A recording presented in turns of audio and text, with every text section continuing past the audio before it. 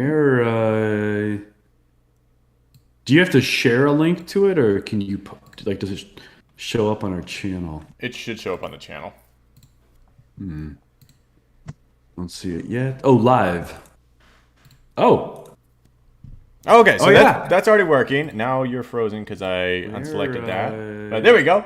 I think we're all right. We're actually do you have working to now, right? share a link to it, or can you like does it? Oh, I'm super loud. Really? You're not coming over as loud on mine. Yeah, you sound about like on par with Peter's volume. So Okay, there we go. And now you're moving again. I think we're all good. Let's because All some. right, I think I have a crazy delay though. I don't think so. Do you?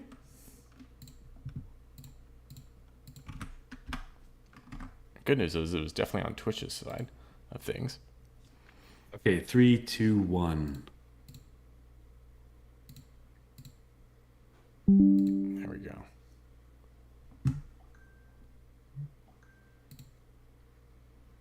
Okay. Yeah, there does seem to be a delay actually.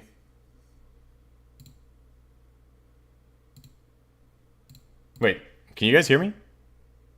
yes, Okay, yeah, dude, there's like a 2 minute delay. There's a 2 minute delay of you hearing I, yourself. I mean, I'm estimating 2 minutes. Yeah, Oh, on the on on YouTube. YouTube. Yeah, Oh on YouTube. my gosh. But should we just skip that? Should just ignore it? I'm just gonna close YouTube, and we should just like Yeah, go for it, basically. yeah. We'll give it a shot. Well, it says it's stuttery, man. Okay, I've turned off the YouTube audio because that was extremely confusing. Um, it's weird. I'm seeing myself say things emphatically and enthusiastically on YouTube, but I Just, don't just know gotta why. not look at it. That's the key. Yeah. I'm looking at it too now, and it's like it's bothering me. I don't know what. Gotta turn this shit off. At Oh least man.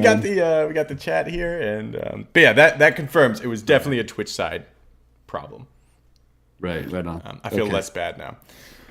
How can I just want to pull the live chat out and not see myself as I talk. Is that an option? I don't I hope know. so. I don't know actually. Oh, pop out chat. It is. There you go. Okay, pop out chat. All right. Perfect. Let me. Oh, I've got. Do I seem to be yeah, maybe my shit's not working, man. Because I seem to be freezing a lot on YouTube.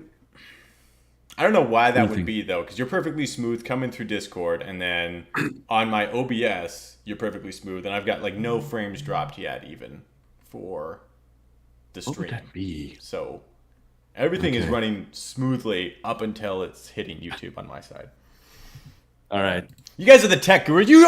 Come on, you guys should know these I things. know. I know. Yeah. I'm over here. I don't I know feel tech. bad.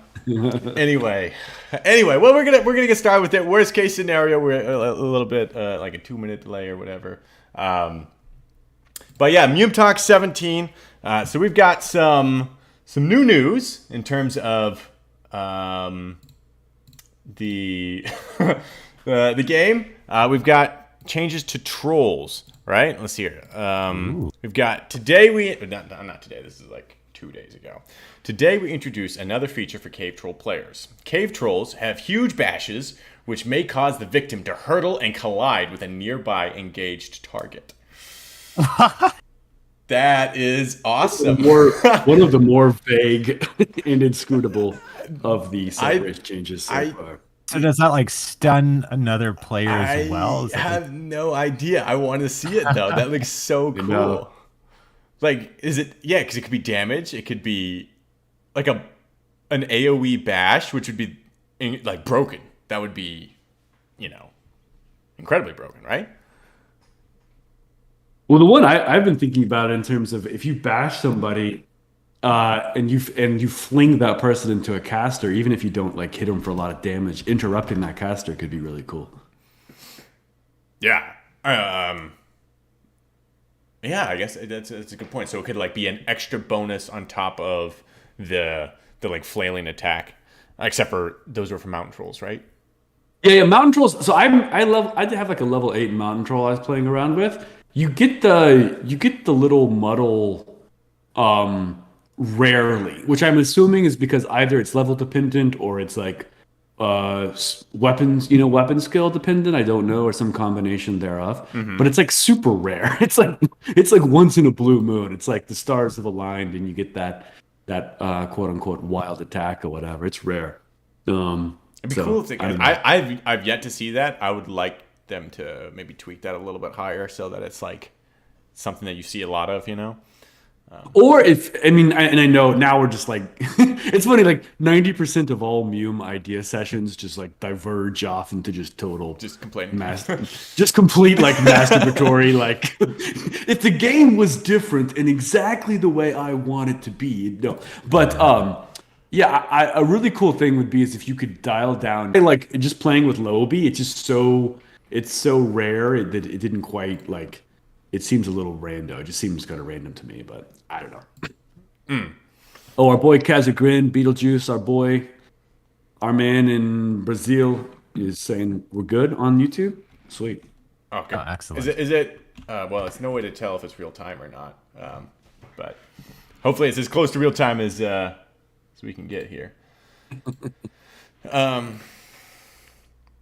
But yeah, yeah, it would be cool if they could attach that to moods. But let's say we got how many sub races we got left? Did half elves Dunedin? get one? Nope. Half elves, dwarves, Dunedain, I guess is the plural, right? So half elves, dwarves, Dunedain, Noldo, Biens, Zogs. And I guess maybe hill trolls, I guess, are going to get a little bit extra love or something. I don't know. I guess the question is, are have elves a type of elves, and as someone said on a previous cast, do dwarves get a sub race bonus because there's only one type of dwarf?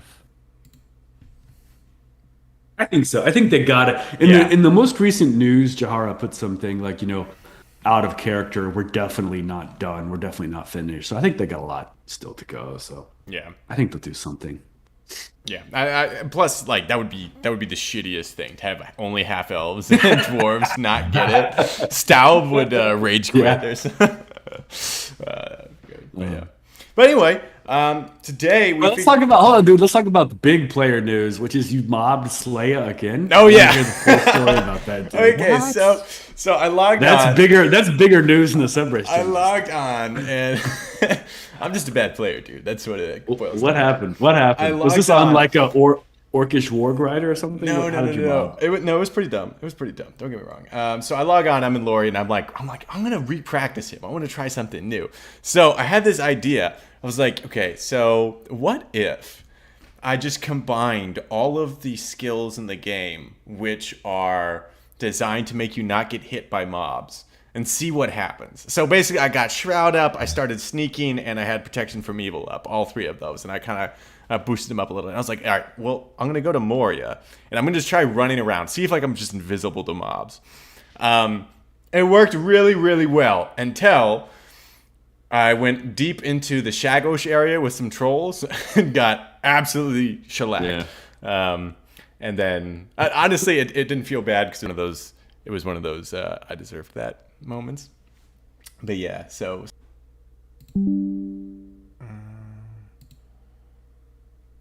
Close off this. Okay. Are we still good? Sounds stable to me. You sound good to me. Yeah, you sound good now. The stream's saying that we got some problems. Who's saying that? The stream, let's see here. Beetlejuice and Nuzo and Eric were all saying. Seems Okay. good. Seems good. Yeah. All right. I bet it was. I bet my camera was like super high. High bit rate or whatever. High like Just had that PvP or something. premium I was, Apple like, quality squinting, or so. something. So It was. Yeah. All the filters I had on there. Yeah, that was probably it. well. But okay, we're back. We're going old school.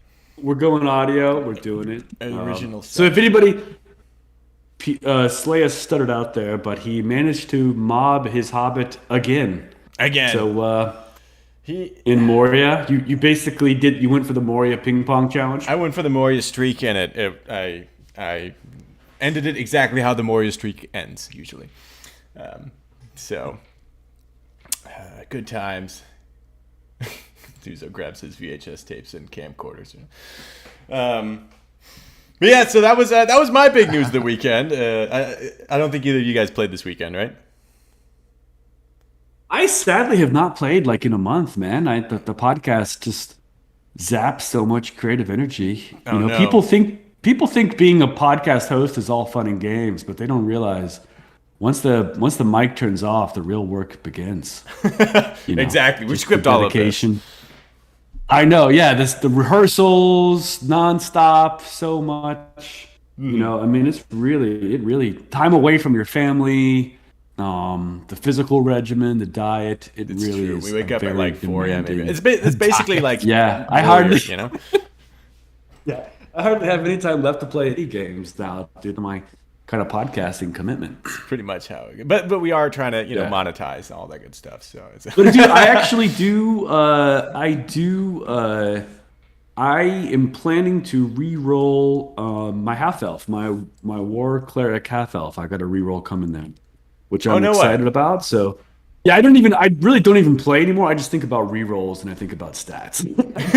Like I've kind of abstracted away from the actual gameplay, and I'd focus purely now just on the stats experience. So Yeah, let it me, definitely goes in waves. It goes in waves. Like every time they add some new like zone or some new content, that's usually what gets me like, oh man, we gotta figure this out and try it and try this and that.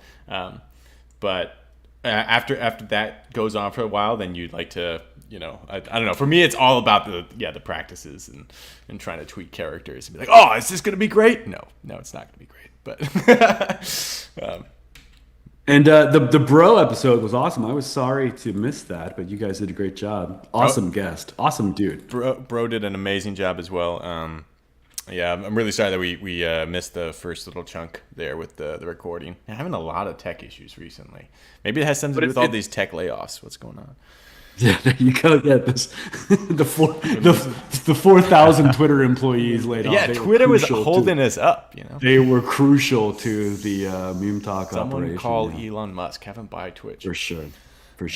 But I tell you, after hearing Bro and after hearing Knack, right? Those are the two most recent episodes, right?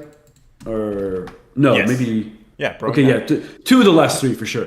Those guys are just such a next level, I think. Right? Just in terms of understanding just the like, game. yeah, just understanding commitment, like how how Knack was like, I don't play solo, I only play in group, and I don't miss block door. Like we don't need block door. Right? It's crazy.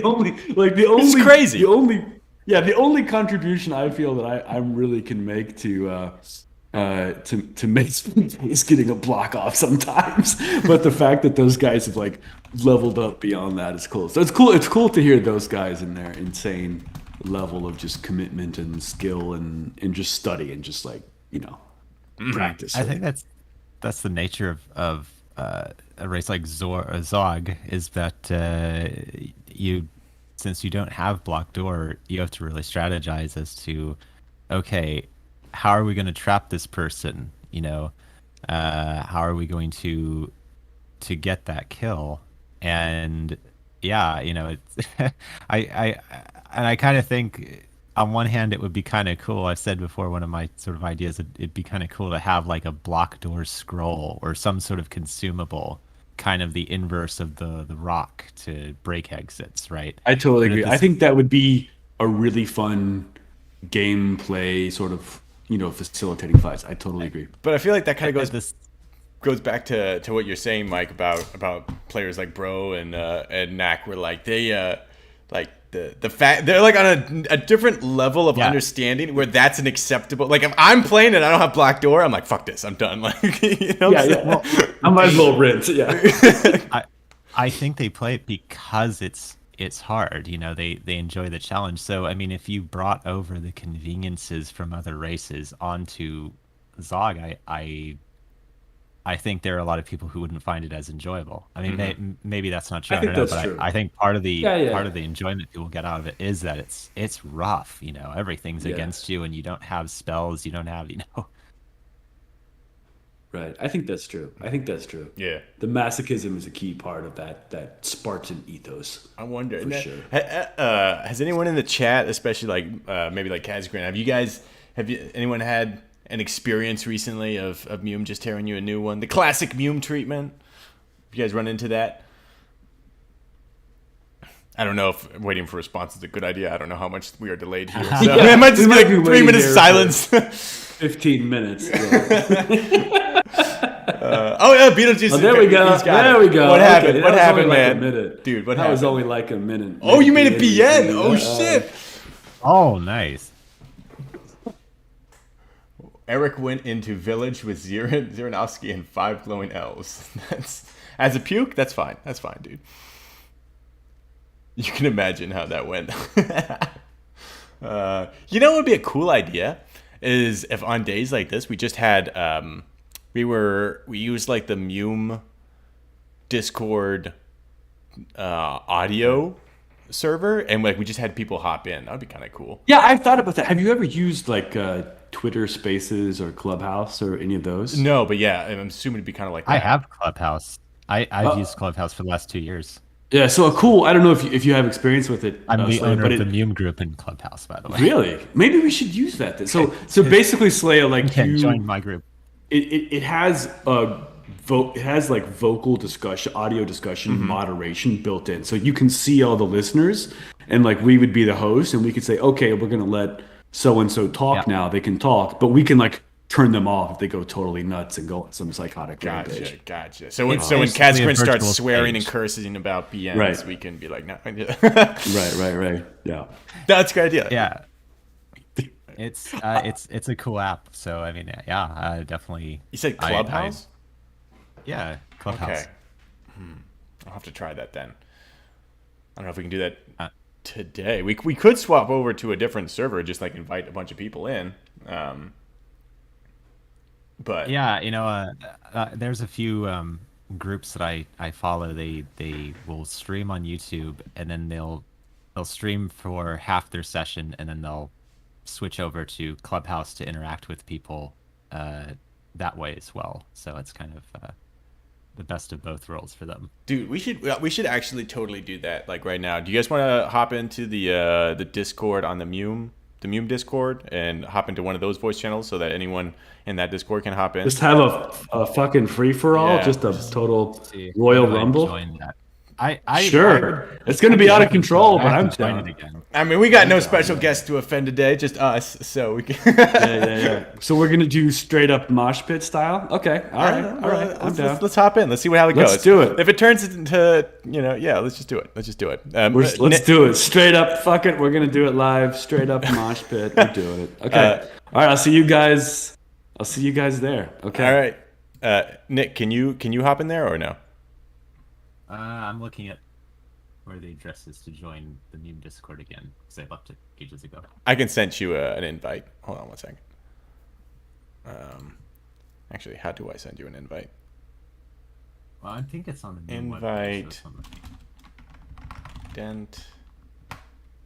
Well, I'll hop over and I'll try to send it to you.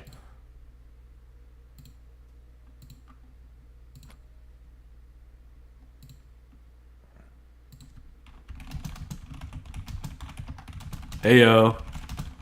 Hey, you got me? Yeah, we're in the Prancing Pony, baby. Awesome. So, yeah, I should be at the Prancy Pony. That'd be so meta.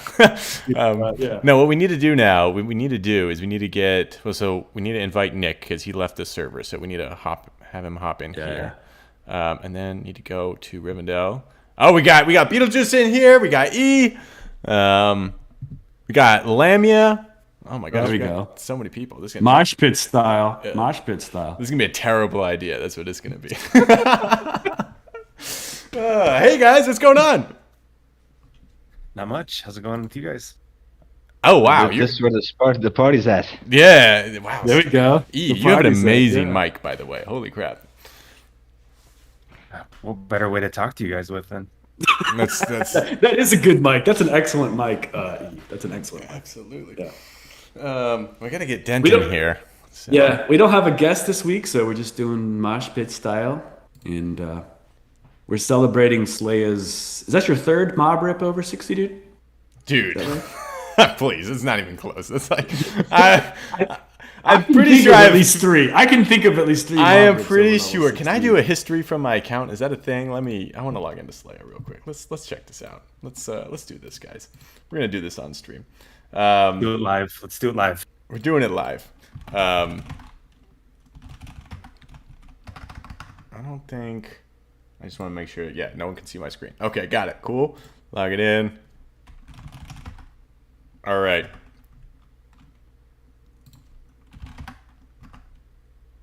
All right, here we go. History.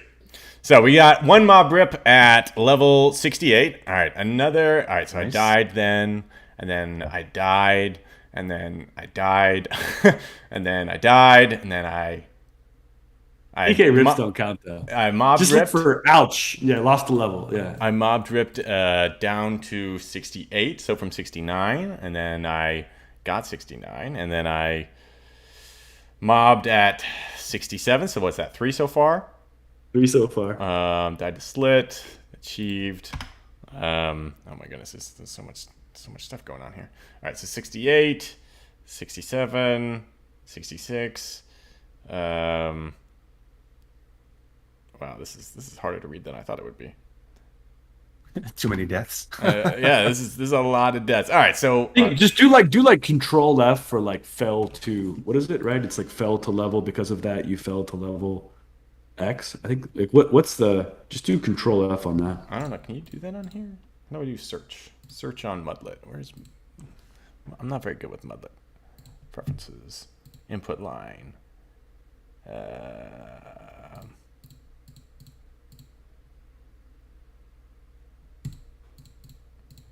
Does anyone know how to search on Mudlet?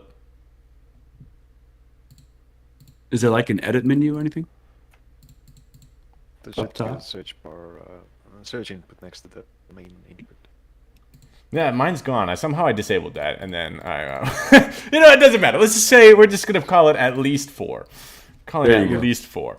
Anyway, yeah. So it's been a good ride. It's been a good ride. We're just gonna go through all this history here of me. That's dying. cool. You're back playing Slay though, dude. All this. Well, so I feel like when I look at the historical charts, I feel like I can see when you were playing Slaya and not. Like the overall entire player population adjusts based on when you're playing Slaya. that's just how because it affects the PK graphs. Because basically, whenever I play, I just die a lot. So that's essentially how it goes. But yeah, The so yeah. Slaya effect.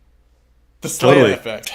Dude, you want to know what's fucked up? Okay, there was an orc inside Moria when I mob ripped, and when I got back, he scalped my corpse. I'm like, bro, you did not earn that, okay? Okay, I know you're happy you got Slayer's scalp, but please. I don't know who that was, but yeah. Anyway, you guys have any fun stories? What do you guys want to talk about? I'm distracted right now because I'm PKing as we speak, but No. Gotcha. Well, Beetlejuice, you're in here, right? Oh yeah. All right, you gotta tell us about making this BN here. Oh yeah, you're right. My bad. Oh yeah, that'll be some good content. that stuff. The first thing I did was try to find a guild master, and that by itself is an adventure, right? Yeah, it never stops being an adventure. An adventure of pain. So But you know what's cool though is once you get used to that, then the guild masters on Puke side feel cheap. You're like, this is ridiculous. They're always in the same place. I want this to be more of a Oh challenge. yeah, it's so easy. Once you get addicted to the masochism on B inside, you're like, oh, I want this to be hard. How long did it take you between your first prey and landing an art and your first mob death? I think about 3 sessions. Oh, you made it 3 sessions. That's amazing, dude. Oh That's my amazing. Yeah, gosh. not long sessions too, just kind of scouting around. And then I met an elf on the way to the guild master, and that set me running. I'm actually so impressed though. Mike and I, we made BNs a month or two ago, and we both mob ripped within like 30 seconds. Yeah, I guess it was kind of lucky. What level? What level have you reached on Puke side, Cass? I'm almost legend. I'm 25 with Kazagran. Wow, man. So Oh, you congrats, are, dude. yeah, that's amazing, dude. It took me like literally 10 years real life before I got to that level, I think. Yeah, I got hooked pretty hard too. I mean, Yeah, that's amazing. So you are 100% like an authentic, like you just found our videos on YouTube and you're like, I'll check it out. And you just came yeah. on. That's incredible, dude. You're like a unicorn, man. You're one in a million. Oh shit. We gotta find a way to replicate the Kazakh. We just gotta get like a documentary on you basically, and like have like a whole. You have a focus. Yeah, Give a- just misflag all the videos, man. You're gonna hook someone. Up. yeah, we might do that. We might do that. Do you have a focus on Kazakh? Yeah, I just got one. Yeah, dude, I forgot the name of the dude that helped me. What did you You- make? Like a staff? Yeah, what'd you make? Uh, Did you make a staff? Or Yeah, did you make a staff on your sapphire? warrior? Or yeah. Now I got a sapphire ring. Okay. oh, gotcha. nice. The dodge, Yeah. the DB. Yeah, feeling pretty good. I think I got the OB actually. Yeah. Oh, OB. Oh, there you go. So you just going straight up fuck with people. Right on. Oh yeah, my bashes know no bounds now. Hey Kaz, Nuzo wants to know what's your playtime so far. Oh man, I guess I can check it out in a bit. If you don't know, it's no problem. You just ask in It's chat. actually an interesting question. Is there an account command to see like the total sum all your characters' playtime? If not, then that should be a thing. I think you can. We were looking at that the other day in the main Discord, right? Because I don't actually know off the top of my head if I mean, I suppose you could loop through all the characters and figure that out, but I don't know if there's actually a No, command from the to it. account shell, you can type a command and it will just list everybody. Yeah, I forget what the. Yeah, and I found out that I have 5,500 hours of playtime,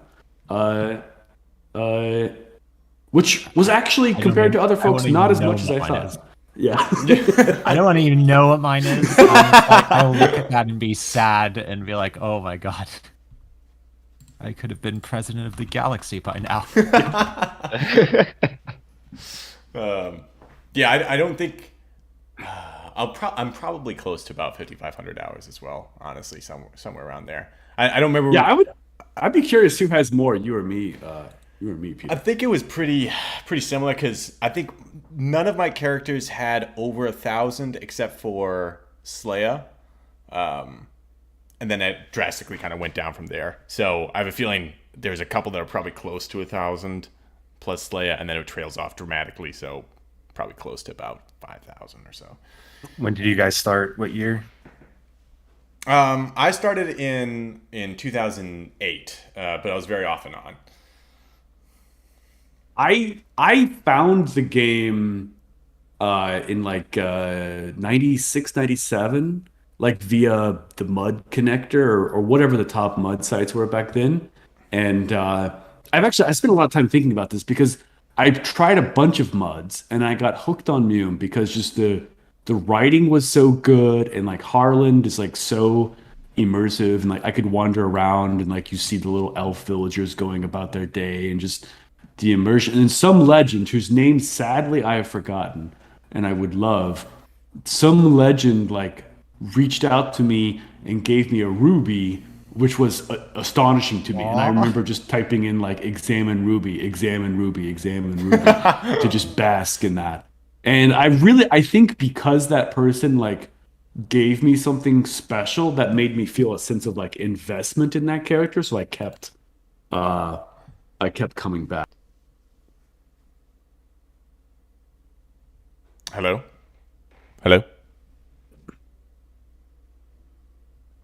That's so I love it when people do that, you know. I mean it's kind of a balance because I think we were talking about this on Discord and chat earlier. It's like it's kind of a balance because it's good to. I love equipping newbies and stuff like that, but you got to also remember, like, if you deck them out in all legend gear or whatever, then anyone else that comes around, they're going to see them and be like, oh, this must be like some really experienced player or whatever, which is why I kind of think there should be like a newbie flag in the Who list where you can be Yeah, like, it's sad. I every single time I try to XP some lobby, they're always like, "Yeah, I've been playing off and on for 30 years." I'm like, "God damn it!" Like I can never find the true. I can never find like a beautiful Kazagran in the wild. I've never found my own Kazagran, but I would love to do that. I think you did once actually. Oh, did I help you out? Okay. Yeah, I think I met you when we were doing your story quest. Oh, right. do you remember your first session, Mike? I do. I remember it because I used to listen to techno on Real Audio. Nice. So this is like Real Audio, God. 12, like a 12 kilobit stream, Real Audio. And so the computer my dad had, which I think would have been like a 133 megahertz machine with probably like 16 megs of RAM. But like I could run Real Audio. And I could run PAL TTY or whatever, like whatever the Windows Shell client, and that, and like maybe have one single Netscape Navigator window open. Oh, but it was like a super delicate balance between those three. But I remember, I can remember somehow or another. I don't know if it was the default color scheme of the terminal or whatever, but it was a black background with like bright yellow, or like strong yellow text, like in that kind of like simple ANSI color palette. And I just like that glow of that yellow text, like on a kind of a cathode ray tube monitor glow, is like it's very nostalgic for me. It's like burned in my memory of that yellow text and typing around and riding the ferry to Forlond and trying to kill that old pike and getting my ass kicked. Those memories are very those are very very strong memories for me. Steve from chat saying you helped him out too a lot. Oh, that interesting. Wolf on the Way to Grey Havens too, which they eventually removed. I think enough newbies died to it. They're like, maybe it's not a good idea to put an aggro mob on like the road in newbie land. Yeah. But I mean, when I started playing, I was on Windows 95 with Windows 95 Telnet. Because it used to have a built-in Telnet client, which is really crappy, and some like homegrown scripts to make it auto-read for me. And being on dial-up, of course, this is back when you were paying by the minute, and so there was one time where I had a 6-hour session where I wasn't really doing anything, but I was wandering around and exploring. And then my mom got the phone bill of 10 cents a minute for 6 hours. I mean, someone else can do the math, but she wasn't happy. I remember that. But yeah. Oh, in our first session, it was me and my best friend growing up. We discovered the game. And the first session, we thought Mandos was the only part of the game. We thought that the game was... There was one room? And because so we... are in there, and we are her and I we're like, oh, this is so cool, and we start playing with socials, flip, bonk, bounce, fart, everything, and then we're there. You just thought it was a 2 hours. social simulator? A social For 2 simulator? hours. Yeah, for 2 hours. And we keep seeing people coming and going, and for some reason they don't want to talk to us. They seem like they're in a hurry, in retrospect because they died and they're trying to get back to their equipment and not really in the mood to talk. But we're like, oh, this is still pretty cool. And the best part is after 2 hours of this, she sends me a tell, and she's like, okay, I gotta go eat now. My mom has food ready. Will you be on tomorrow? I said, yes, we could play this game tomorrow too. And so after the next day, someone took pity on us and told us to pray. And I'm like, wow, there's so much more to the game than this one room. Classic. What are some other people here in the channel? Some other first nostalgic, warm and fuzzy first session memories. Well, I started I think in '93 or '94. I was 5 or 6 years old, Wow. and I created my first character. His name was Edge the dwarf, and I befriended this guy named Scrotum. And when you're 5 or 6, you have no idea. I didn't know what that meant, and so I was really excited about grouping with Scrotum, and he was taking me around, showing me the game, and I was telling my parents about my adventures with Scrotum, Whoa. and I mean, my dad played MUME, and my uncles played MUME, and other MUDs, and so they were like, it wasn't a shock to them, but I remember them just laughing, and I was like thinking as a kid, like, why are they laughing? This guy's so cool, and then it was explained to me his name, but that's something that's always stuck with me. So wait, your family played the game as well? Yeah, my real life uncle is Gengi, and I had What? another uncle who played MUME, and my Oh, dad he's played a MUME. legend. So they're kind of like got me interested in it. And so then as a kid, I was like, well, I want to play that game. And so I, taught myself to read and type so I could play MUME. And That's sorry, awesome. who is speaking? Who are you? this is E. Okay. Yeah, we grouped before back in the day when I used to play Dead. But yeah. Like Yeah, when I used to play. Period. Gengi has, you can still ask the Bree guards about him. And yeah, he's really well known for sure. But yeah, he got me into MUME along with, my other uncle and my dad. So Do those guys still play?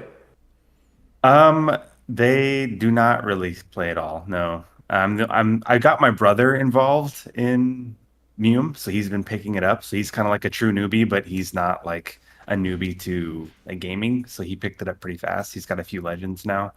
But no, it's just kind of me kind of holding it together still. That's so cool though. Like uh I mean I have to go out of my way to find other players and meet them in person, and like it's amazing to me to think like you have like a family full of them. Yeah.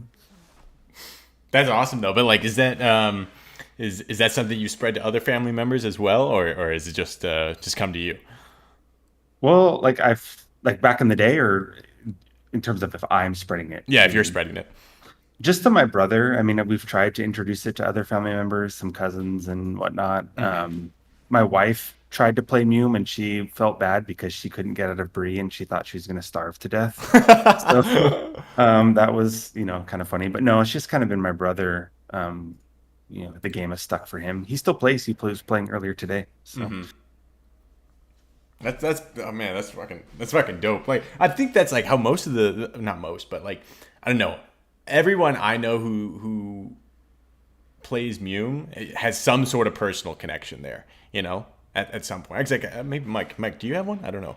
No, that's just me. Oh man, I'm you're the me and one. You're the odd one out, man. Me and Casagrande, dude. We're the lone 100% organic internet rando. We're just internet randos, dude. That's fucking awesome though, dude. You gotta get But I Ganji remember- out here at some point. Yeah, one thing I think that like back in the 90s, like because this was back before the account system, so every individual character had a login, had like their own kind of password. So you'd log in as Slaya, or you'd log in as whoever. You wouldn't log in as like your accountant type play. Yeah. And so people would trade characters, people would give characters to their friends to help them start. And then people would have weddings, like characters would get married. I remember And seeing a so, log like, about that. Yeah. Yeah, they would, and I remember, maybe there was like a log where there was like a pretty elaborate wedding in game. I think that was Lowen's wedding. Maybe something, yeah. So it was a lot. There was one. It's like probably 40 people in the room or something. It was crazy. Yeah, it's interesting how now I think it's like we all kind of interact as players, like Mike or Nick or whatever, and then that person has a bunch of characters. But back then, like the character was the bigger identity. And in social and just it was interesting. It was a lot more of like that kind of escapist. This is an alternate world where I'm going to live my life, kind of thing. Yeah. Somebody else, who else can share their first meme story? I see we got Baka here in the room. Hey man. Me and him used to group a lot too. He's muted and deafened. He doesn't want any Yeah. part of it. He Yeah, wants yeah, to he be just on joined- stream, but not. He's like F you. Yeah, he's Deafen means you can't hear the channel, I guess. He might just be so. watching the stream. Oh yeah, he okay. might be watching on YouTube. Yeah. Maybe We'll see if he'll he joins. undeafen here. We'll give him a second here. But yeah, we Peter, got- do you think it'll work if you try to like screen share a web browser in the stat generator? yeah, that You think should that'll work. work? I Maybe we can play with stats. Let's do that. I think that now that Jahara is A+, he should update the code to the stat generator on his GitHub. Make it perfectly accurate. Since he now has access to the actual stats, you know. How do we get to? That's not right.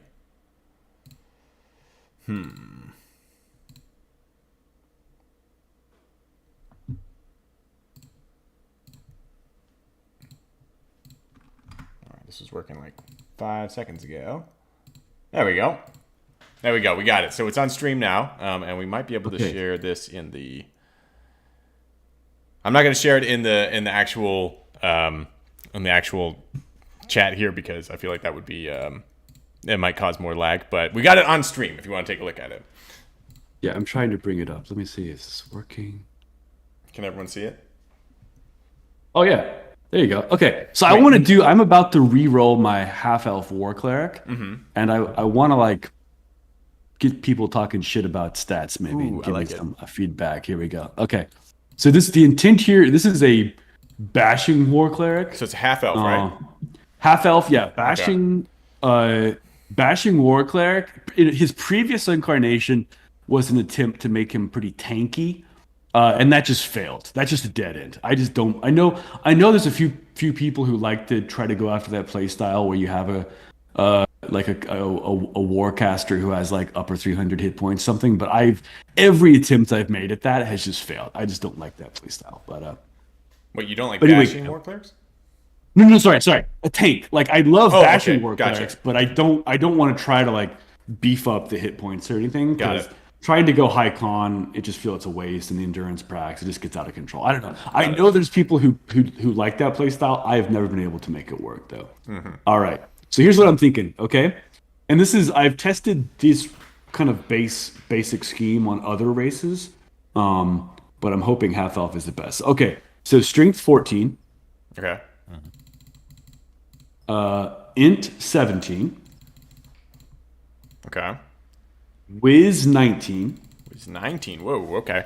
Yeah. Why do you need 19? Dex. I know it's a... Yeah, okay, go ahead. Hold on. Dex 13. Let me just get stats. Dex 13. Okay. Con 9. Okay. Will 15.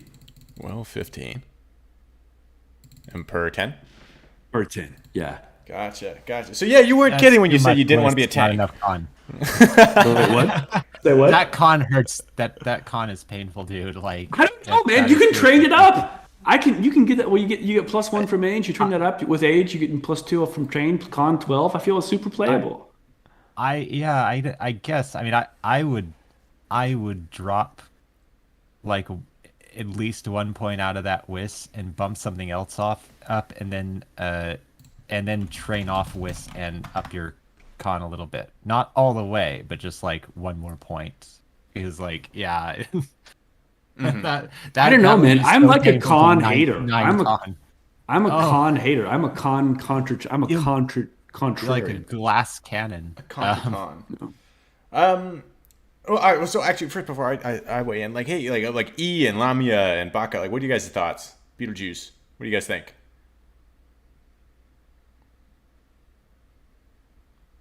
I I agree. closed the stream. So I'm Oh, not- no! I'm just listening. Oh yeah, I don't think I know enough to actually have a useful input. That's fine. Low con though. I mean, if you're going to be a battle cleric, you want to be able to take some heat because once your armor drops, you know. But what if you just kill him fast enough, man? I mean, Yeah, pukes this can is do already that. crazy for me. All right. Well, so let's see here. So Mike, so are you going with harm or dispel? I feel like that's an important. Dispel. You're going to dispel sure. here. Okay. Yeah. That's yeah. the right call. Yeah. Unless So- they ever decide to nerf it. Obviously, Yeah, the it's nine, so the overpowered. 9 con is pretty low. But honestly, you're right. Like worst case scenario, if you want more con, you can just train it up. If you have up to what 12 or 11, you probably get 11 or 12 con pretty comfortably with some training. Yeah. Let's say Easy, let's say you easy, do easy, 11. easy. Yeah.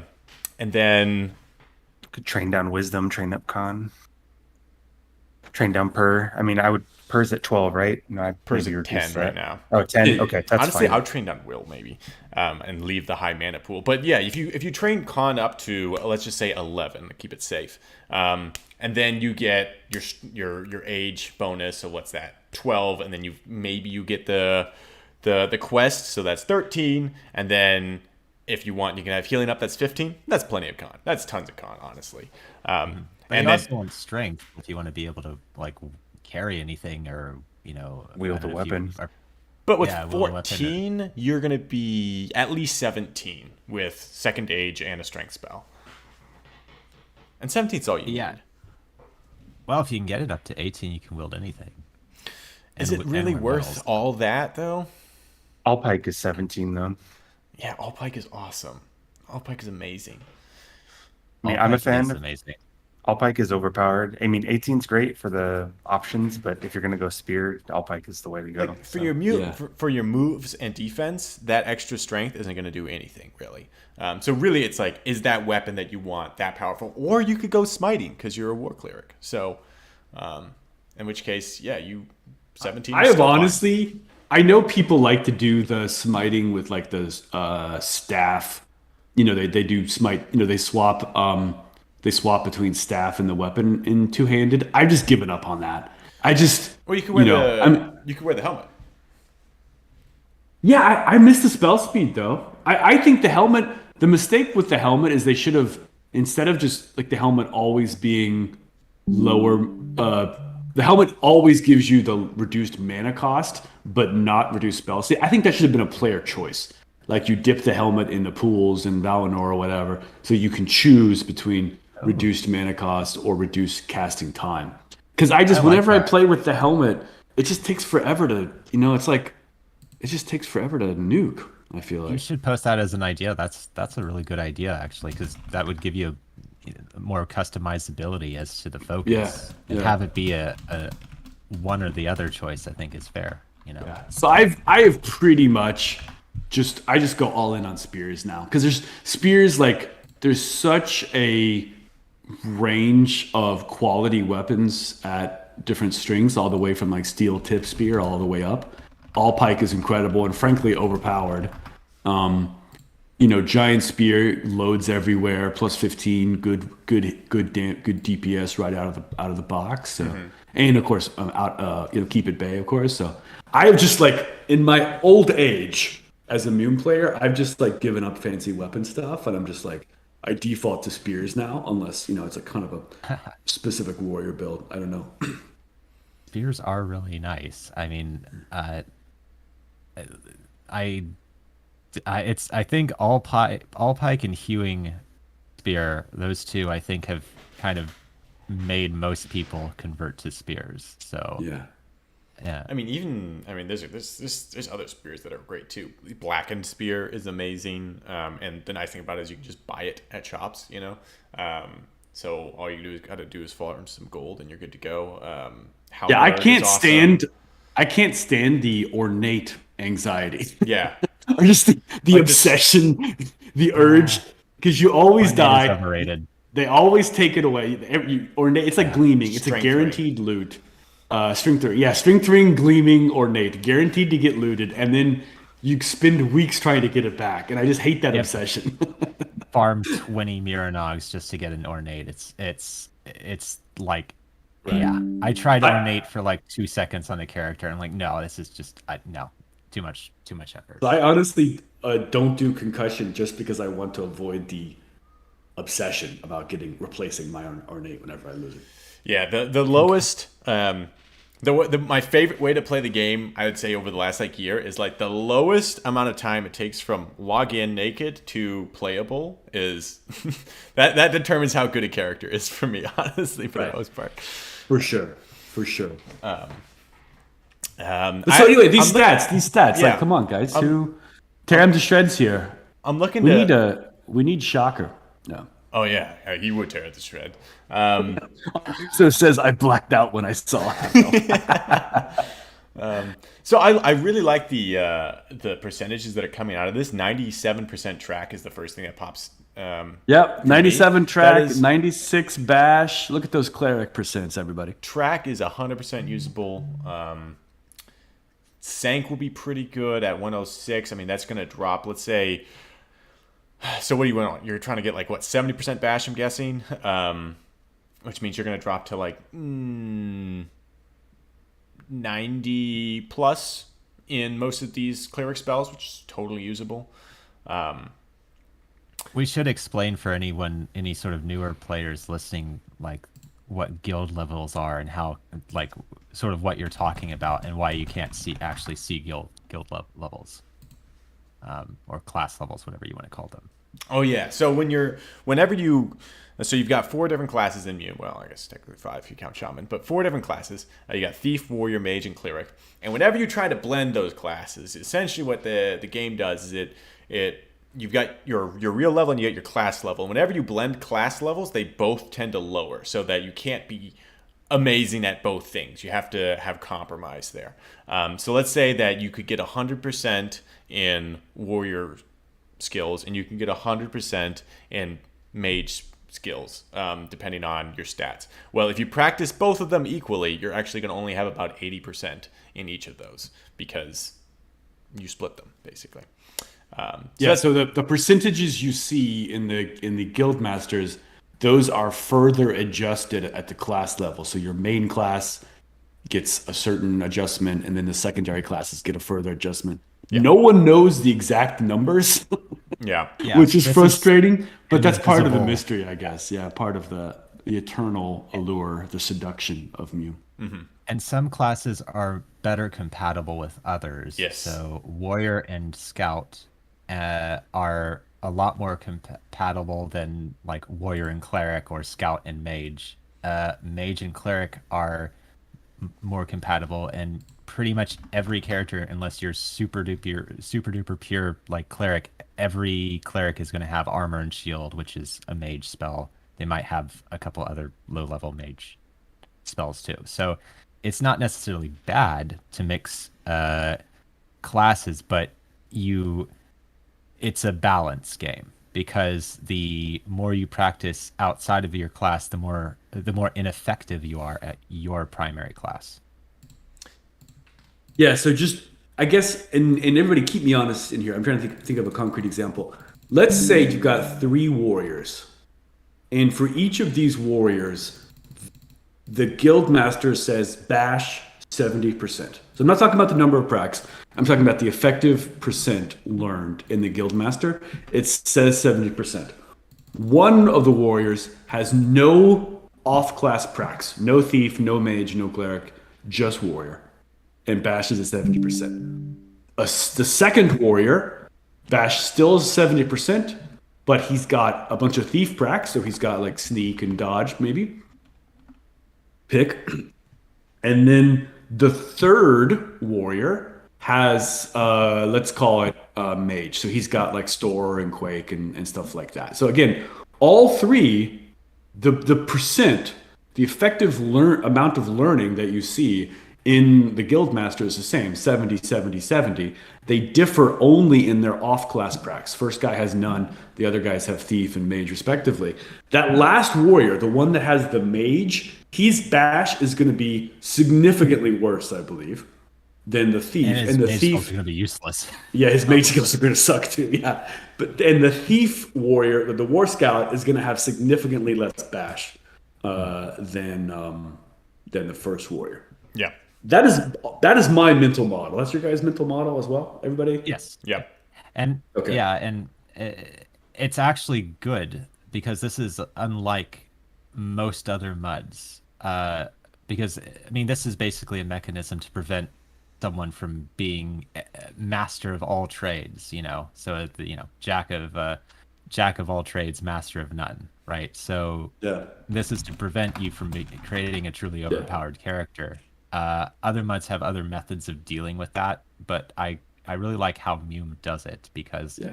it allows you to sort of compromise and figure out how you want to fine tune your character.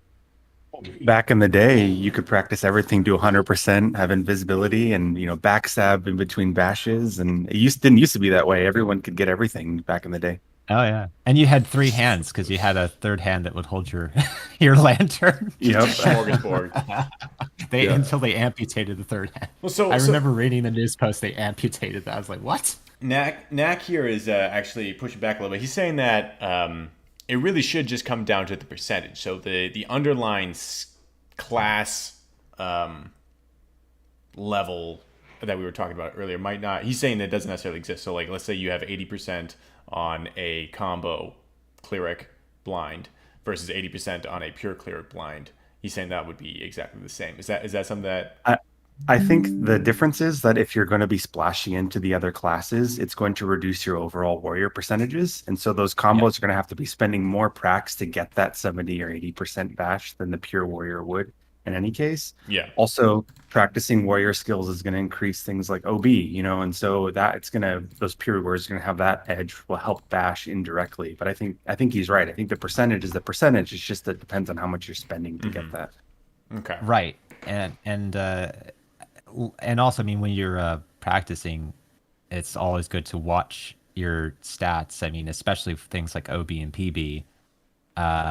I mean, if you don't necessarily need to max something like parry or dodge or whatever. You just need to look at the stats. And if you're practicing more and your stats aren't actually going up, then you can actually reduce that a little bit and use those pracs for something else. Okay. So maybe a further nuance of this.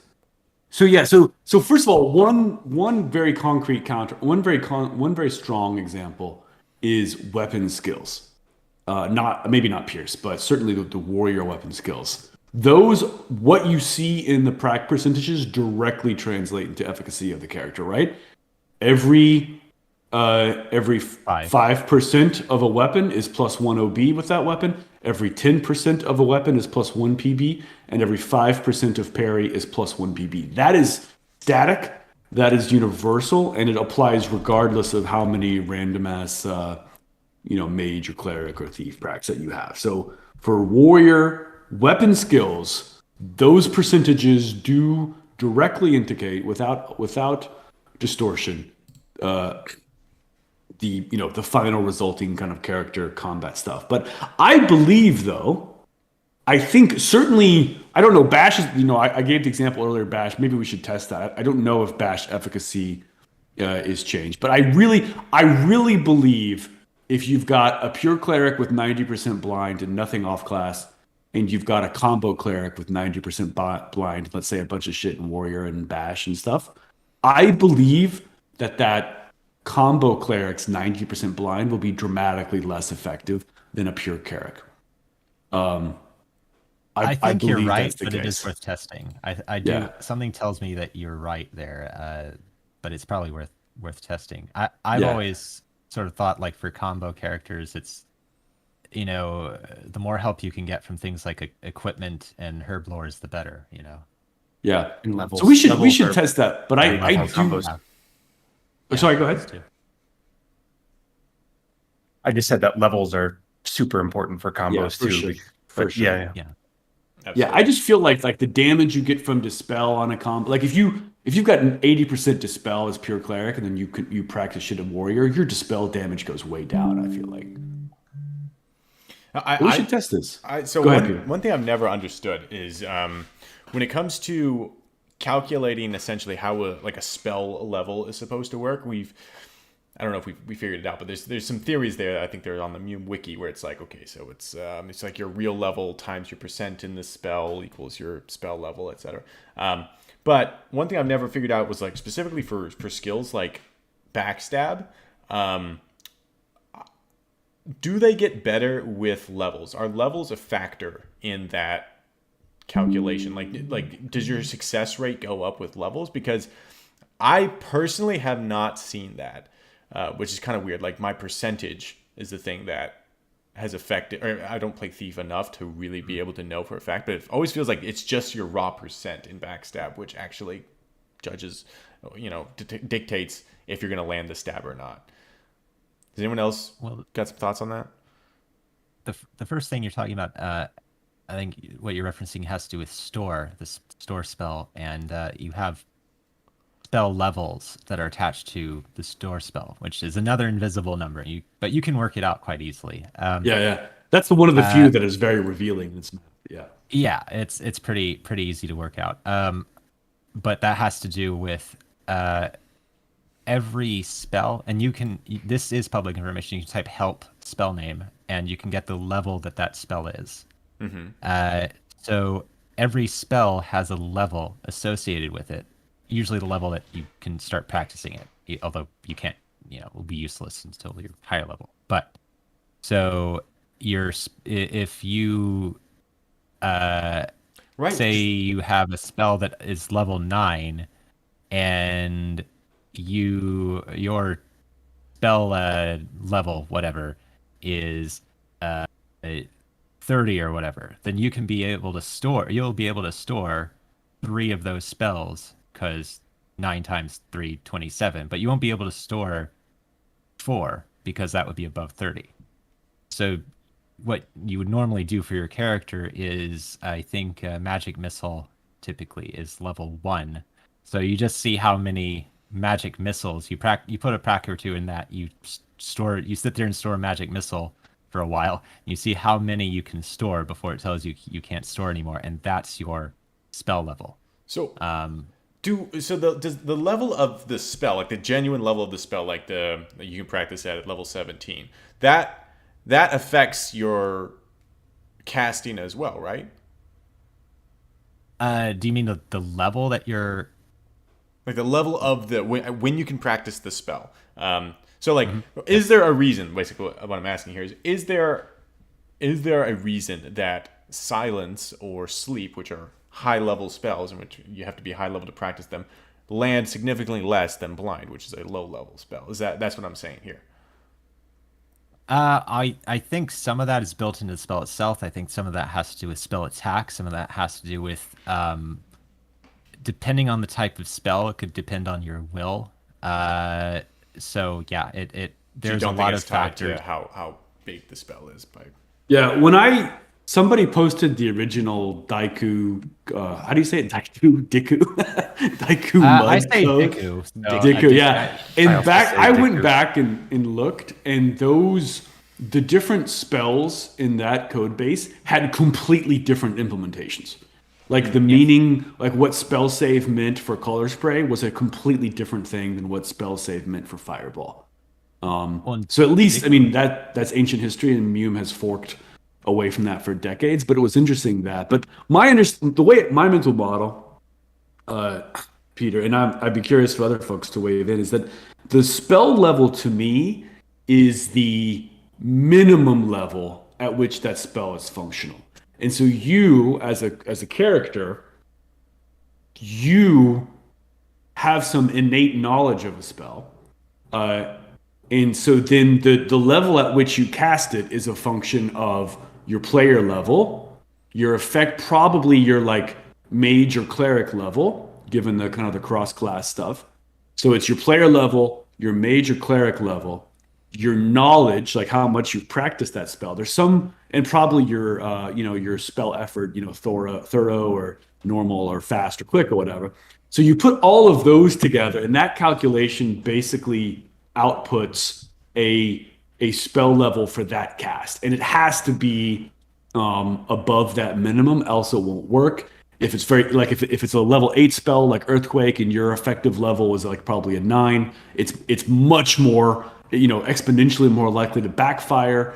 But then as that gets higher and higher and higher before level 8, the chance with which you cast it the chance for success with what you cast is much, much higher. And then eventually that just like plateaus. It just asymptotically approaches 100%. And so like, pure mages never backfire their go-to money spells. But to your question, Peter, about how much does your character level, I think character level is one input among many in whatever formula outputs like the effective casting level of a spell. And I think ever since the level changes were made like 5-6 years ago, whenever that was, that the effect of the level changes, changing level 7 to level 27 to level 50 or whatever, that dramatically lowered the impact of character level in that equation, right? Like the weight, the degree to which character level kind of contributes or influences that overall bottom line spell level number is just much less. And so that way, like now you can be a level 27, level 28 mage. If you're pure and you've got 110% store, you can store 5 quakes now. Like a level 30 mage, you can store 5 quakes. Whereas back in the day,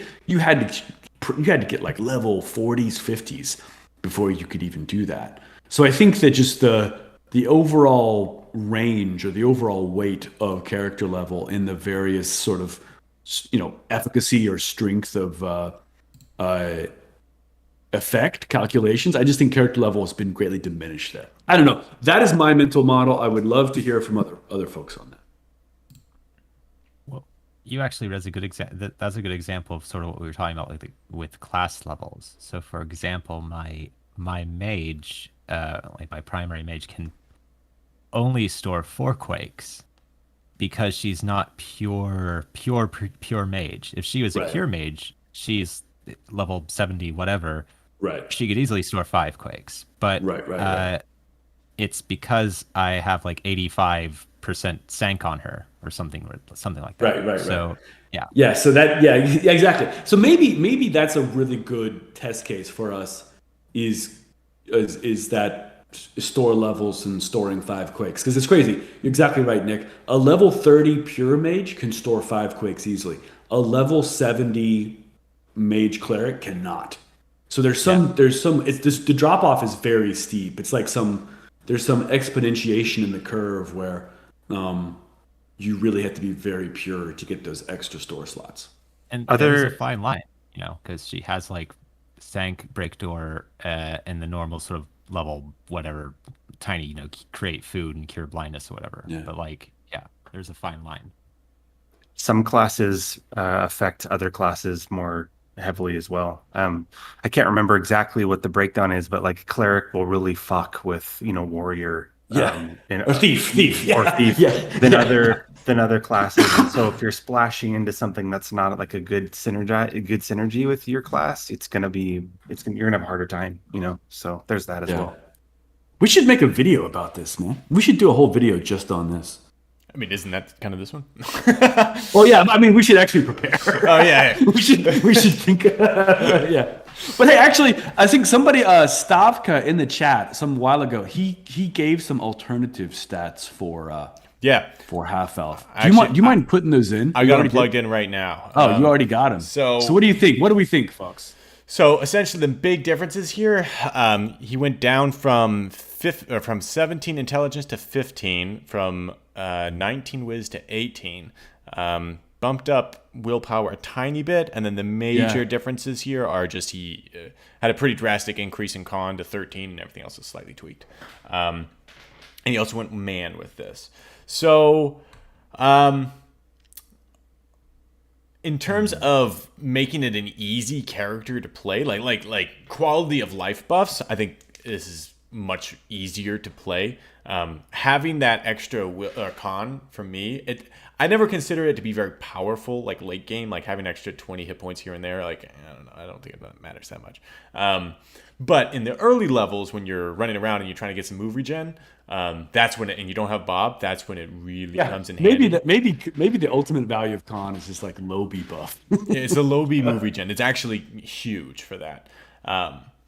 And you 20 hit points to a newbie, or not a newbie, a low B actually really fucking matters when you're trying not to mob. So like quality of life, I think this is a much easier character to play. In terms of power, I got to give it though to the half elf. I feel like the half elf You just have better percentages. You don't have as much of the crap stat con. And I'm not a con hater like you, Mike, but I do think that in this particular Total con hater. you're just Anti-con. Yeah. But in terms of what you're trying to do with this character, I don't see. So what are you going to get? You're probably going to get something like, if you practice some endurance, you're probably going to hit a minimum 200 hit points at least. Which is totally playable. Totally playable. So. But he gets like 2% more bash. So bash goes from like 96 and change. I don't think bash percentage means anything. I really don't. Like, I think you can have absolute crap bash percentage on your character in terms of like how you practice it. As long as you get to enough level that it'll land. Like, I don't think that bash. I don't think your character stats matter for bash. It definitely very much. matters. Oh, I'm a strong disagreement on that. I think the level. I think the level does matter too, but I think the percentage to some extent does matter because I've sort of tested that, and that was I had the same idea of I'll create a character and just have like 60% bash but high level, and that was an epic fail. So I think it comes down to dex. Dex does help. Dex and will. Like Cariandel, for instance, dude, bash is fast. Yeah. There's a lot of bashing scouts. And they do it generally with fairly low bash, like 70%. Lower bash, yeah. I mean, now their bash is also slower, and depending on what they're bashing, like if you're a group of people and the only, if you're, I had the experience of being like the only sort of warrior buffer, and I'm leading around a bunch of casters and like a scout, and the scout is the only basher. That potentially can be kind of painful. It kind of depends what you're trying to do. I mean, you won't be bashing Sage with that group, but you can do most things. I don't know if I agree with that. But I think 15 strength is probably overkill. I don't think you need that much. So one of the benefits of this character, the man character, is this is playable from right off the bat. Like you can. This is a brawler. You don't need to train anything. You can just play this character. With yours, Mike, you probably want to train a stat or two here. Yeah. Something I think it's worth noting is that even before the subrace changes, man got some interesting racial bonuses. Like there's all terrain is neutral to them, and there's a couple other things, and so it depends on what kind of like if you're going to lean into warrior more or if you're going to lean into the cleric more. If you're going to lean to warrior, maybe man is the right call. And I don't know, I'm a big fan of like sort of the off meta races. Like my warrior's a man and my cleric's a hobbit, and so. I mean, it's not like best in slot optimized for just, melting face, but it still can be fun in other ways. It's more fun. Yeah. Right. And it's just aesthetically different, but I don't know. I mean, again, it just depends on what you're going to be leaning into, I think. I totally agree. What's the thought on maxing will, dude? Why are you maxing will? I mean, not will, wisdom. Me? Yeah. I don't know, man. I kind of wanted to chat about. So where I got these stats is I have a Hobbit War Cleric who's really fun to play, who is literally just the Hobbit version of these stats. So if you switch Hobbit race half elf, is painful, man. it's fun though, man. But dude, Hobbit War Cleric to be 2 feet tall and bashing a troll is just super fun. But if you literally just change the drop down from half elf to hobbit, that's my hobbit war cleric, and she's so much fun. So there, I maxed Wiz there just to get to 18. So yeah, so maybe that's it. Maybe I guess if 18 Wiz works fine on a hobbit war cleric, do I really need the 19 on half elf? Maybe I should. It's just if you drop. So intelligence is a little bit different because that affects your current intelligence affects your armor spell, so there's a reason to keep it high. For wisdom, you increase mana pool and you can increase your percent, like your practice percentages. It also plays a small role in sank cap, but I don't. I feel like Saint Cap's outdated. I feel like Saint Cap. Yeah, I don't know big how deal important anymore. that is. But basically, my thought is whenever you max something, that's 10 points in that one thing. So if you took out one got one this. from wisdom, so you would drop to right now, let's say you're 106 in heal and 104 in dispel evil. You drop one. You're down to 102.5 and 105. So you lose about 1.5% for dropping one whiz. But you can get 3 con if you wanted that con. Or you can get a strength and a con. Like there's a whole bunch of extra that you can get with that for dropping one. Okay, that's a good point. Okay, so there seems to be a strong opinion here that extra that 19th whiz is just kind of a waste on half elf. Okay, I like that. For a combo, I mean, because as I said, it's like a balance. I mean, if you were creating like a pure cleric, I'd be like, yeah, 19 definitely. But I mean, if you're trying to like compromise between, wisdoms, especially if you're a half elf, you get that bonus wisdom point. You can make that slight compromise and bonus, or benefit the other things that you're trying to increase. So Okay, so I do -1 whiz. Can I get a dex? I hate con. I love dex. Dex is great. Yeah. Okay. No. I hate playing characters with like no dex because it's so you're just Oh sitting shit! there I waiting got to 2. flee. I hate having 2 left over. God damn it! No, that's the worst. Okay, 2 skill points left over. Okay, I'll think about this. Thank you guys. I think that's a good point. I take that point. That 19th whiz is just too much. It's an overindulgence. Yeah, I'm a big fan of I've started doing this on my pure characters. So at first, when I started creating pure characters, it would always be just maxed out. Like L4 is just 19, max 19, mentals. 19. Exactly. And I've actually, I think Bro was the one that kind of inspired me to do this, but I started actually, Bro and Gelmir. Like if you checked out Gelmir's stats, they're awful. Like It's like Bardomir. Bardomir's stats are terrible. They're Like, I was terrible. unbeatable. Yeah.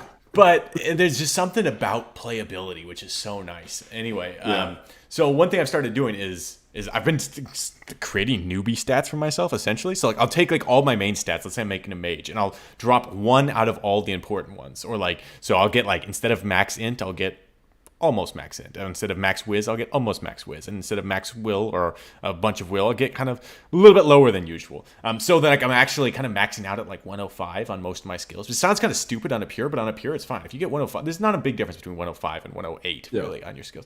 But what that allows you to do is you get like 13 strength, 13 dex, 13 con, or 12 con, and like, or whatever. Like you can have a 9 con. The con hater strikes again. I hate con. Yeah. But the point is, you end up with these like really playable characters with, like they're just enjoyable to play. I don't know what to tell you. Honestly, like I would try to get like at least 11 base con, and I'd also have at least like 11, 12 base dex. At least because I love Dex, baby. I'm all about Dex. I hate Dex. I'm a Dex hater. I'm a Dex hater. Nobody hates Dex. I hate Dex, dude. No one can play without Dex. Have you guys ever made waiting to flee? Mike, have you ever made a 7 con character? Because I feel like this is up your alley, man. No. Yeah, actually, I do. I didn't level him, but I have a level 10 ancient character that I retired like. That does have a 7 con, I think, yeah. But I don't know, you guys, everybody, PSA, friendly public service announcement for me to the entire MUME community. You're overly dependent on con. You have an unhealthy relationship with con. You heard it here, folks.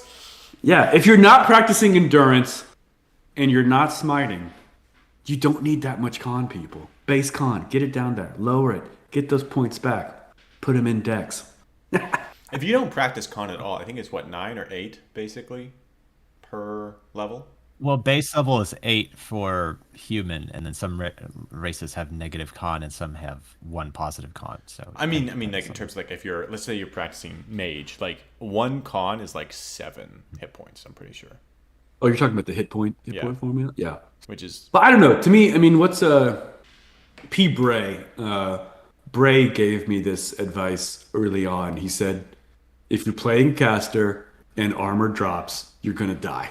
He's like, don't. His advice, like, or BN. He was specifically talking about BN. He was like, if armor drops, you die. If armor stays up, you might win. But he's like, don't overthink it. Don't overthink it. Which that is strongly counterindicated by the fact that Vardamir had 14 con and was unbeatable. So I don't know why. Like, Yeah. Dude, did Vardamir need that 14 con? But I don't know. Go ahead. I'm pretty sure Gelmir had 15 con as an elf. Like, what the fuck? Like, that's so much wasted stats. Yeah. That is a bit high. Well, I mean, endurance though, you mentioned is another example of something you kind of have to compromise on, because unless you're a warrior, there is actually such a thing as too much endurance, because as you're raising that, it's like the silent killer of your other classes. If you're practicing it outside of warrior, you're like, oh, I'll get, it's like great to get a couple practices of it to give your stats just a tiny bump. 3 practices. Yeah, but it's like if you're gonna sit there and get 10 or more practices, you got to be very careful, because it's like, well, that might be destroying your primary class. I mean, yeah. Luckily, you can train that off and start over again. I mean, that's the nice thing about MUME too. You can do some weird things with class, man. All I'm saying is, so Vi, he's a pure mage, and the only thing he doesn't practice that's not mage, aside from like cure light and remove poison and Bob, is he's got a fuck ton of endurance. Like, that's it. So much fun. It drops his mage skills a lot, but like, man, it's so how many hit points? How many hit points does he dude? have? So when he's like in second age or something. if he's second age, which is what I normally would do in order to roll around with him, is I'd get him up to like 5th or 6th age, so that he has max mana pool. So he'd have like 145, 150 mana, because he's got max mentals and then max con. So, and then he's got nothing else pretty much, like literally nothing else. So he'd be running around with about 150 max mana, and then somewhere between 270 to 290 hit points with. That's not including spells. That's not including any of the new, like Rubelite or the wristband things. That does drop his mage spells from what they should be, which is like 110 or something, down to like 95. But, but you've got basically a pure-ish mage rolling around with 300 hit points. It's super fun. With 150. 95 is perfectly acceptable for most mage spells. Like on my mage. Exactly. It's not like Dispel Evil. Like if you have 95 Color Spray, that's gonna hurt. That's gonna hurt. Do you feel his armor sucks? Really. Yeah. Oh, go ahead, Nick. No, his armor was really good. It was somewhere around 50s. It was 50 plus. I'm pretty sure. Really? Because he had max mentals. So interesting. Con also, remember, it also affects your hit point regen as well, which one of you and your remind me, because yes, but one of you remind me too, because I always, dyslexia, guilty. I'm always forgetting. Is it wisdom, or I think it's wisdom or intelligence that affects your mana regen primarily? Both. Both. Yeah. Well, I know it's both, but one of them affects it more. I think they're equal. I'm trying to remember which help file it's in. I think it's wisdom. Guess what? You don't need hit and move regen when you have spells. Bam, cure. Bam, done. Low con, everybody. Join the low con revolution. Join me. But yeah, it's all a balance, though. I mean, that's why when you're combo, you have to decide, like, if you're going to lean more to one direction or more to the other. Mm-hmm. It's fair. It's fair. You know what, Nick, or not Nick, Mike, you might have swayed me a little bit here, because you know what character was 7 con? Nuclear. Nuclear was 7 con with like 140 max hit points at Legend. It was a great time. That was fun. Anyway, join the low con revolution, everybody. Our fights will be much shorter. We'll get more PK. Yeah. It'd be like you just walk into the room and like whoever's got the smiting weapon wins. The ulterior motive there, I'm beginning to notice. One bash and that's it. That's your entire fight. One bash. No. Anyway, all right. Well, we probably need to be wrapping up today's podcast, but hope people enjoyed it. It was a little bit different today, where we had kind of more informal, chat focused discussion going on. Thanks everyone for hopping into the Prancing Pony with us to just talk about. Yeah, we'll have to do more of this. Stats. Yeah, we'll organize a little bit better. Maybe like send out some invites or something. But yeah, you guys got anything? Any hot takes? Takes? Any of our friends who joined us have hot takes? Yeah. Are they all muted? They're all muted. They're all muted. This is just a pity. They just joined. Yeah. They just joined, so we wouldn't feel so. Oh, Kazagrin unmuted there. Kazagrin. Yeah, man. I'm trying to think of a hot take here. You just unmuted to let us know you're thinking about things. Unmuted. I got nothing, guys. Yeah, that was pretty much it. I told Slay a couple weeks ago, I'm just gonna be like, I don't have anything if I don't have anything, because like I suck at winging it. So Yeah, it goes back to the pressure of being a podcast host. This is a really high pressure, high stress job. It's super high stress. When when Twitch fails you and you start sweating and you're just Yeah. Anyway. Yeah. But I have a hot take. What you got, Mike? Dude. I actually have one. So right now, Zablam, as far as I know, when you Zablam off your mount, you're just sitting on the ground. And so you can immediately type stand up and do whatever. Yeah. I think Zablam should be a stun. Or what do they call it? Stun? Stagger? Stun? I think stun. Okay. In MUME concept. So I think you should get stunned. And then I think, like our friend Zud, when they kill your mount, that, you fall off, that should be a Zablam, and that should be a stun. You should be stunned there. I don't know. It just doesn't make sense to me that you go flying off your horse and you're immediately fine. Like, I think that should be a quick stun, and I think that change would not impact PvE or newbies that much, but I think it would actually help PK a bit. So there you go. So, like, you think that would help PK? It actually would give a reason to need to practice ride more. That's a good point. Well, I think it would help PK in the sense that, like, if they catch you while you're, if you Zablam in front of anybody, or they catch you while you're Zablam, that gives them a small advantage, or a increased advantage over what it is now, basically. Mm-hmm. Basically, there's so many of our friends here in the MUME community who are like, PK sucks. We want, we want more PK. We want more PK. And I'm kind of constantly trying to think of, like, what are ways that would actually plausibly help PK,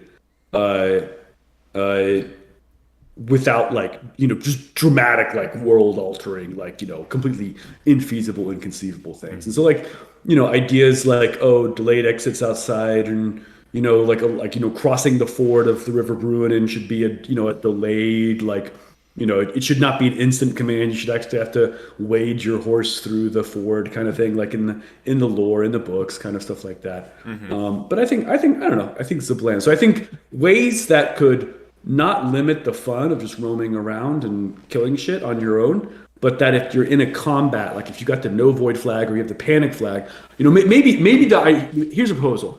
If you have the panic flag and use a blam, then that's when it's a stun.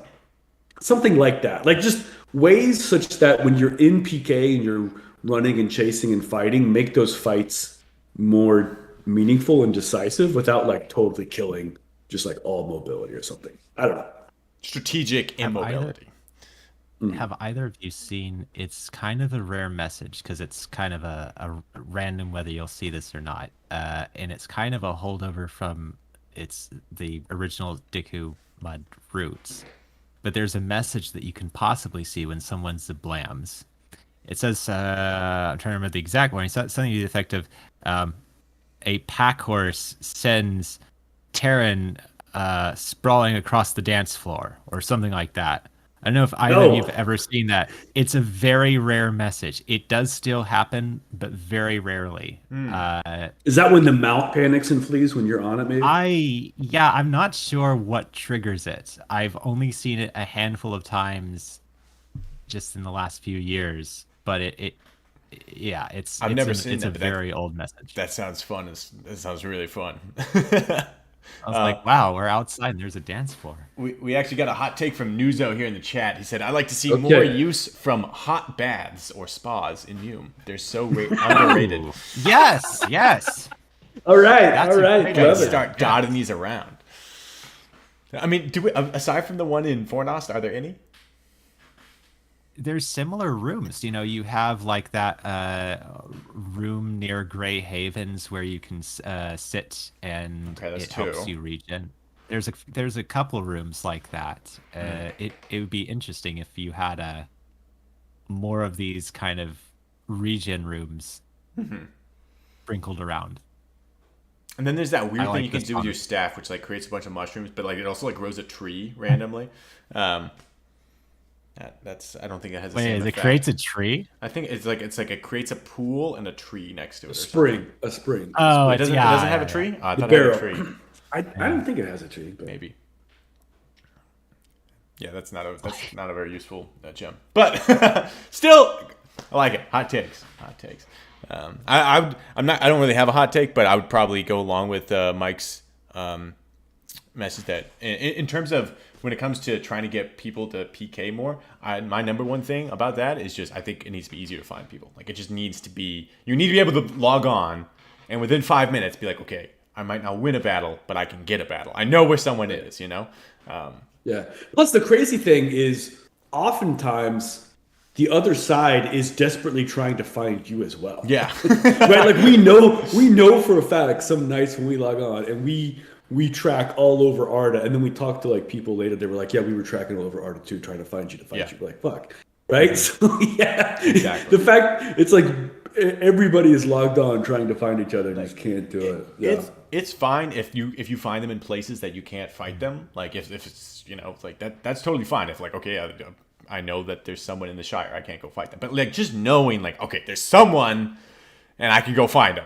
That I think is huge because it's right now like yeah, like dude, just there's nothing less fun than logging on because you want a PK and spamming for not an being able hour. to find Yeah. it. Like losing is one thing, but not being able to find anything that sucks.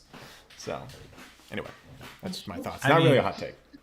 They probably would never implement such a thing, but they could have a system where you have a wearable item that signals kind of where you are or something to that effect. Like, imagine if you had something like that. It gives you a bonus.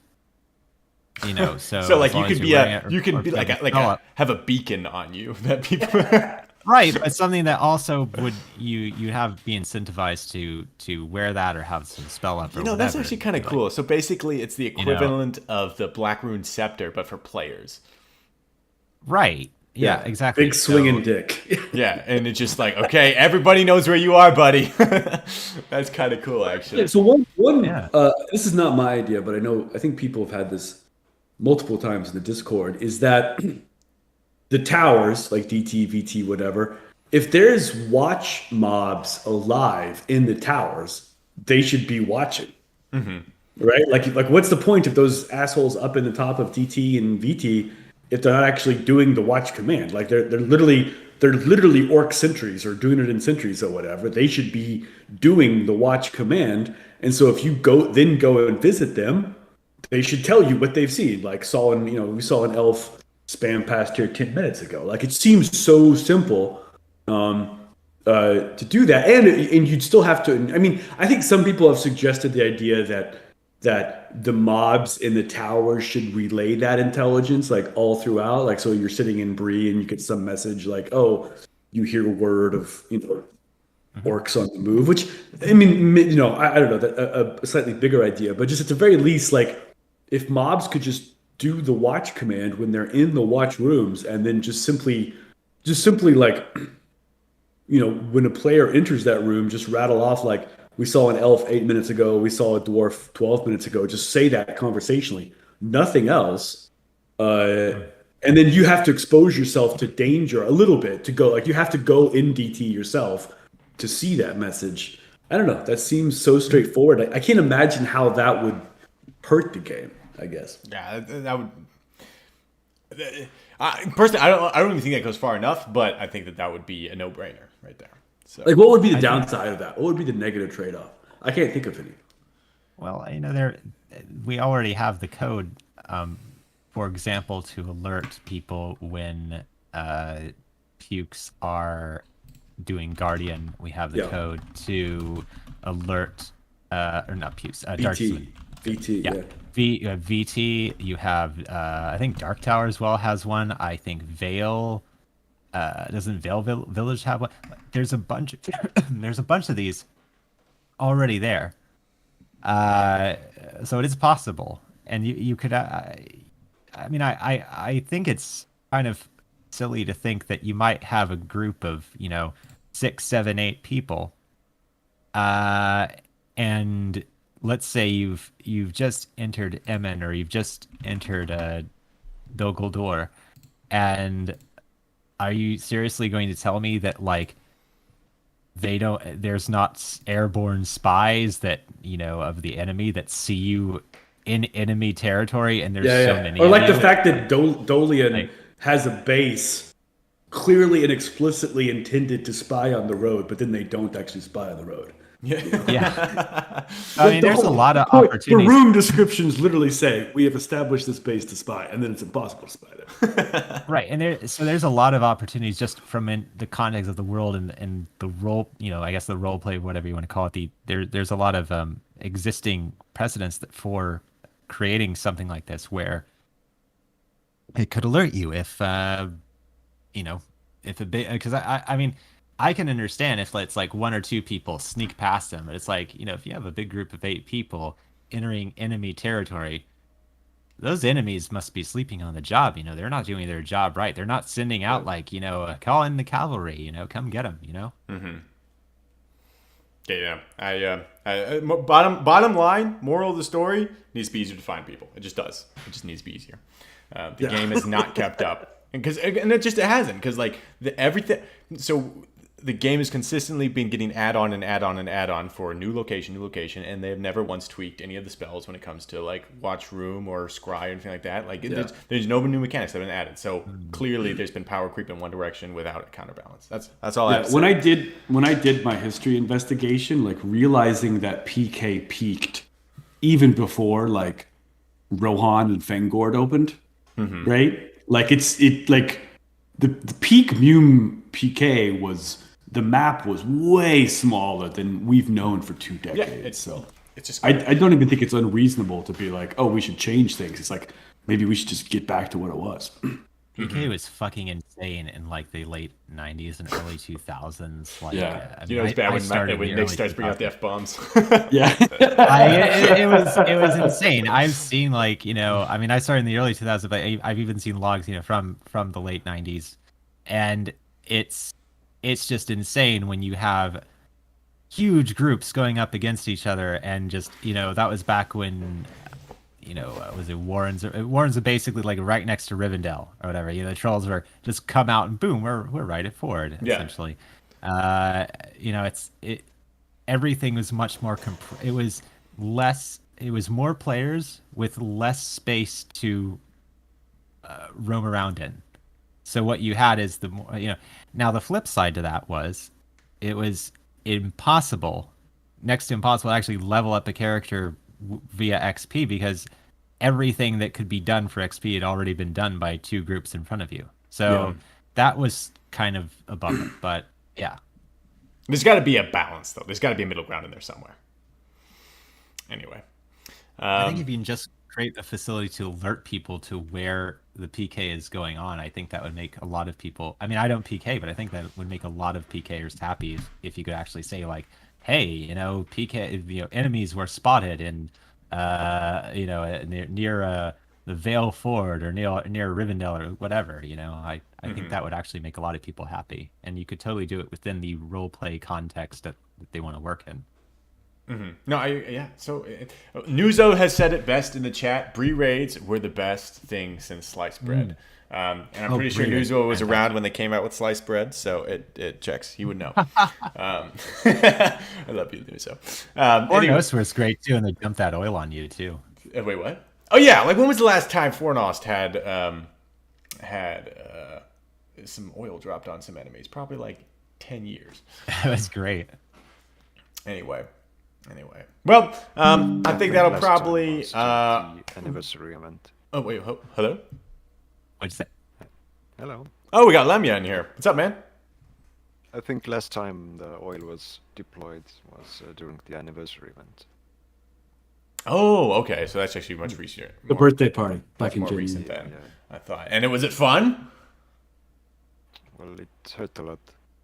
That sounds like it was fun to me. So It's fun if it doesn't land on you.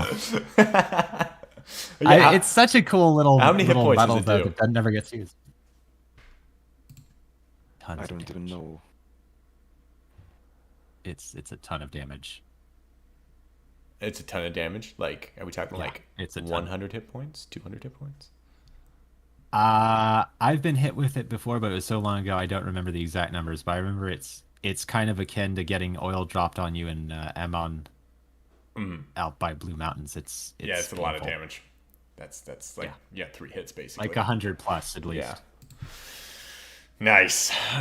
Well, hopefully we can get that happening again sometime soon, because that would be really fun just to see. I'm like, that would be my dream for MUME. Like, I wouldn't care if the map was like smaller. If you just could log on and there was just like, yeah, an orc just killed me instantly, I'd be like, this is pretty dope. I don't know what to say. That'd be just dope, you know? Or not if one orc stabbed me in the back, I'd be pretty salty. But if I logged on and there were 10 trolls in my room in Bree, I couldn't be mad. You know, I couldn't be mad about that. And I would die in less than a second. Like, less than a second.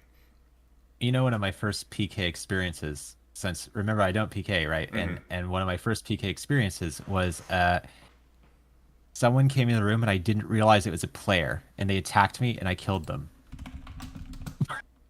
Wait, what? And then yeah, you know, it was like I was in Tharbad and I was still still like a newbie, and someone like, I thought it was a mob because it's in Tharbad, Yeah. you know, it's like there's aggressive mobs all over the place.